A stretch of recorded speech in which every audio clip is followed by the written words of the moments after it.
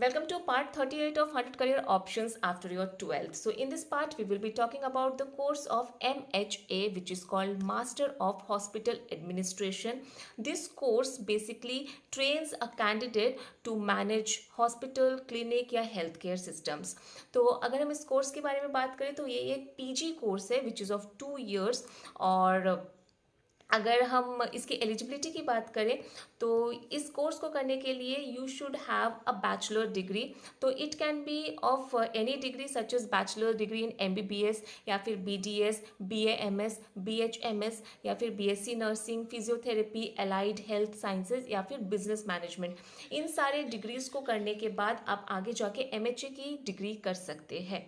अब अगर हम इसकी आगे की एलिजिबिलिटी की बात करें तो आपको जो है आपके बैचलर डिग्री में एटलीस्ट 50 to 60% स्कोर करना है. और इस कोर्स में एडमिशन लेने के लिए there are so many entrance exams. So let me mention a few.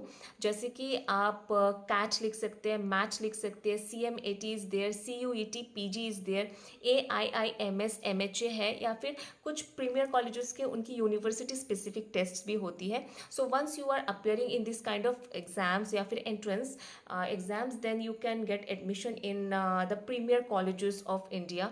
अब अगर हम बात करें इसकी करियर प्रॉस्पेक्ट्स की तो once you are pursuing this MHA then there will be multiple channels, multiple streams where you can work, such as you can work in the corporate hospitals, private clinics, diagnostic centers, public health agencies, health insurance companies, health consultancy firms या फिर healthcare IT companies. And what are the roles that you can hold? You can be a hospital administrator या फिर manager, healthcare consultant, medical practice manager, quality manager, healthcare IT manager या फिर roles in insurance and HR.